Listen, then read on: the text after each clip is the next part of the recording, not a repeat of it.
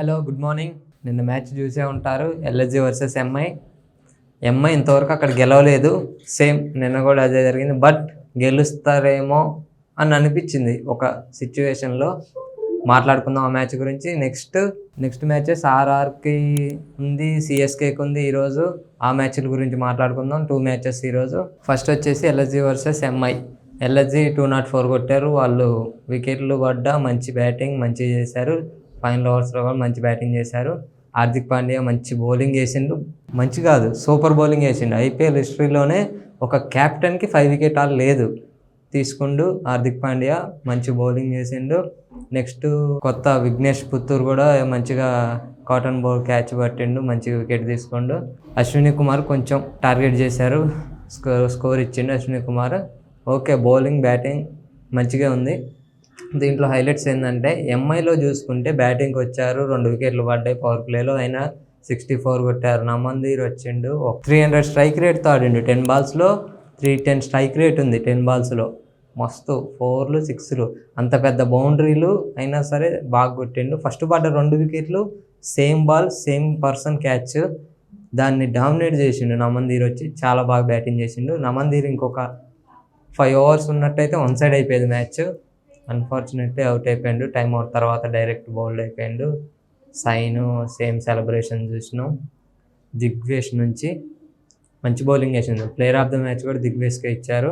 కానీ అంత 5 wicket all తీసుకున్న హార్దిక్ పాండ్యాకి ఇవ్వలేదు. సూర్యకుమార్ యాదవ్ మంచి బ్యాటింగ్ చేసిండు, అయినా ఇవ్వలేదు. బౌలింగ్ లో స్కోర్ ఇచ్చిండని చెప్పి దిగ్వేష్కి ఇచ్చారు అని అనిపించింది నాకు కూడా. ఎంఐ బ్యాటింగ్ విషయంలో సూర్య మంచిగా ఆడిండు. సూర్యకి 100th match, 25th century, half century అయిపోయింది. బాగా ఆడిండు. సూర్యకుమార్ మీద ప్రెజర్ పడిన సిచ్యువేషన్ ఏంటంటే తిలక్ వర్మ 20 బాల్స్లో 20 రన్స్. అసలు అది ఆ తిలక్ వర్మది ఆ గేమ్ ప్లేనే కాదు, బట్ అట్లా అయింది. అందుకే రిటైర్ అవుట్ చేసేసారు తిలక్ వర్మ. ఫస్ట్ నేను అనుకున్నాను తిలక్ వర్మ కొట్టలేక వెళ్ళిపోతుండేమో అని అనుకున్నా. తర్వాత తెలిసింది వాళ్ళ మేనేజ్మెంటే అవుట్ చేసి పంపించేశారు. సరే, పంపించడం తప్పు కాదు, బట్ ఆ నెక్స్ట్ ప్లేయర్ పెద్ద ప్లేయర్ ఉంటే అవుట్ చేయొచ్చు. కానీ అక్కడ వచ్చిన మిచెల్ శాంట్నర్ అంత ఆడింది కూడా 2 బాల్. శాంట్నర్ వచ్చిండు, బ్యాటింగ్ మొత్తం హార్దిక్ పాండ్యానే చేసుకుని. హార్దిక్ పాండ్యా 16 బాల్స్లో 26 సంథింగ్ కొట్టి 28 26 కొట్టిండు. మ్యాచ్ అయితే ఓడిపోయారు. తిలక్ వర్మ ఉండుంటే ఇంకా ఐ థింక్ 7 బాల్స్ ఉన్నాయి. 7 బాల్స్లో 2 6లు కొట్టినా మ్యాచ్ కొంచెం క్లోజ్ అయ్యేది అని నాకు అనిపించింది. ఏమో చెప్పలేము, లాస్ట్ ఎట్లయినా గెలవాలని అగ్రెషన్తో ఎట్లయినా అవుట్ అవుతుండు కాబట్టి అట్లా అగ్రెషన్తో ఊపినా అది పోతే 6 లేదా అవుట్ అయ్యాడు, ఒక డిసైడ్ అయ్యేది మ్యాచ్. కానీ ఇప్పుడు తిలక్ వర్మ లోలో ఉంటాడు, అట్లా రన్స్ రాలేదు. నెక్స్ట్ మేనేజ్మెంట్ అవుట్ చేయడం అనేది నెక్స్ట్ మ్యాచ్లో అయినా ఈ మైండ్లో లేకుండా ఫ్రీ మైండ్తో వచ్చి ఆడాలని నేను అనుకుంటున్నా. ఓకే, ఈరోజు ఆఫ్టర్నూన్ మ్యాచ్ వచ్చేసి సిఎస్కే వర్సెస్ ఢిల్లీ. మామూలుగా లేదు, టీం 2-2 గెలుచున్నారు. ఇప్పుడు వాళ్ళు హోమ్ గ్రౌండ్ ఢిల్లీలో మ్యాచ్ జరుగుతుంది. వాళ్ళకి ఇంకా అడ్వాంటేజ్ ఉండదని చెప్తున్నారు వాళ్ళే. మాకు ఈ పిచ్ అంత అడ్వాంటేజ్ ఉంది, మంచి పిచ్ ఇవ్వట్లేదని చెప్తున్నారు. సిఎస్కేకి అడ్వాంటేజ్, ఎందుకంటే సిఎస్కే 2 ఓడిపోయి వస్తున్నారు. 3 మ్యాచ్ల్లో 2 ఓడిపోయారు. నాకు తెలిసి ఈ మ్యాచ్ సిఎస్కేకి అడ్వాంటేజ్ ఉంటుంది. కానీ సిఎస్కేలో డిసడ్వాంటేజెస్ ఏంటంటే లాస్ట్ మ్యాచ్లో చూసుంటే మీరు, సిఎస్కే అండ్ మ్యాచ్ పృథ్వీరాజ్కి బాల్ తగిలింది బోన్కి. అది ఇంకా పెయిన్ ఇంకా క్లియర్ కాలేదంట. ఈ మ్యాచ్లో పృథ్వీరాజ్ ఉండడా కన్ఫర్మ్ లేదు. ఈ మ్యాచ్కి ధోని కెప్టెన్సీ చేస్తాడని చెప్పి వాళ్ళ మేనేజ్మెంట్ ఏదో ప్రెస్ మీట్లో కూడా చెప్పారు. కామెడీగా ఎట్లా అంటే, మాకు ఒక అన్క్యాప్టెడ్ యంగ్ ప్లేయర్ వికెట్ కీపింగ్ బాగా చేస్తుండు, పృథ్వీరాజ్ రాకపోతే అతన్ని కెప్టెన్సీ చేసే ఛాన్సెస్ ఉన్నాయని చెప్పి ఫన్నీగా చెప్పిండు. అదే అయ్యే సిచ్యువేషన్స్ కనబడుతున్నాయి. ఎందుకంటే పృథ్వీరాజ్ అక్కడ గ్రౌండ్లోకి వచ్చి చూసినా అంత కంఫర్టబుల్గా కనపడట్లేదంట. పెయిన్ క్యారీ చేస్తూనే ఉండు. చూడాలి, ఈ మ్యాచ్ ధోనికి క్యాప్టెన్సీ ఇచ్చే ఛాన్సెస్ ఉంటాయని. అండ్ ఈ మ్యాచ్ గెలవాల్సిన మ్యాచ్ కూడా వాళ్ళు. ధోని క్యాప్టెన్సీలో మళ్ళీ క్యాప్టెన్సీ చేస్తాడో చేయడో తెలీదు. రిటైర్మెంట్ కూడా ఇవ్వచ్చు, అది చెప్పలేం. నాకు తెలిసి ఇదే లాస్ట్ మ్యాచ్ అవ్వచ్చు అని నేను అనుకుంటున్నా. ఢిల్లీకి వచ్చేస్తే అందరు ఫామ్లో ఉన్నారు. అసలు ఒకళ్ళు ఉన్నారు ఒకళ్ళు లేరని చెప్పలేం.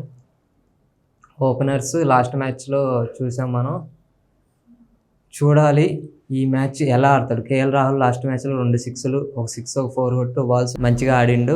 ఈ మ్యాచ్ కూడా అంతే ఆడాలని నేను కోరుకుంటున్నాను. అంతే అంటే 10 runs కొట్టి అవుట్ కావాలని కాదు, అదే ఫైర్తో అదే T20 ఫార్మేట్ లాగా ఆడాలి. ఓడిఐ లాగా ఆడటంలా 10 balls 200 strike rate, 180 strike rate, అదే పాత కేఎల్ రాహుల్ మళ్ళీ కంబ్యాక్ కావాలి.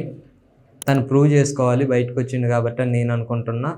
అక్షర్ పటేల్ కెప్టెన్సీకి కొంచెం హెల్ప్ ఉండాలి. హెల్ప్ ఉంటేనే బెటర్. ఎందుకంటే అక్షర్ పటేలే ఒప్పుకుంటాడు, నేను పర్ఫెక్ట్గా చేయను, ఒకసారి ఓడిపోతాం ఒకసారి గెలుస్తాం, 100% నేను కెప్టెన్సీ చేయలేను అని చెప్పి అతనే అన్నాడు. కాబట్టి ఈ మ్యాచ్ ప్లేయర్స్ నుంచి సపోర్ట్ ఉండాలి.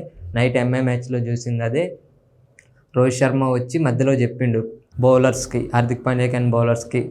అప్పుడు మీరు చూడొచ్చు, ఆ తర్వాత వికెట్లు పడ్డాయి.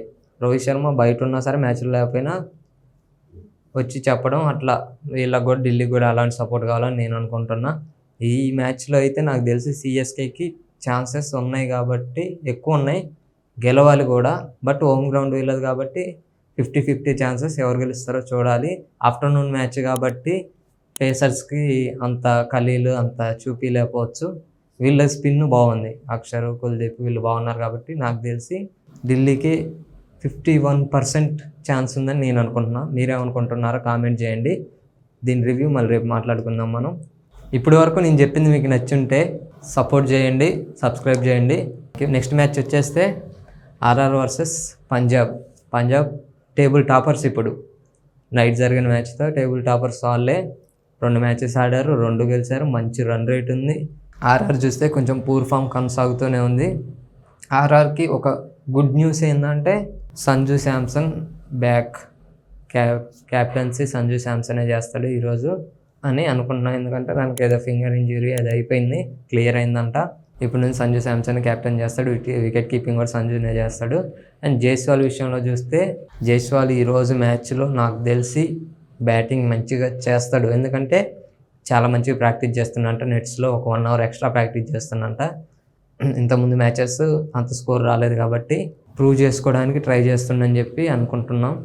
చూడాలి ఈ మ్యాచ్. నాకు తెలిసి జైస్వాల్ మంచి బ్యాటింగ్ చూస్తామని నేను అనుకుంటున్నా.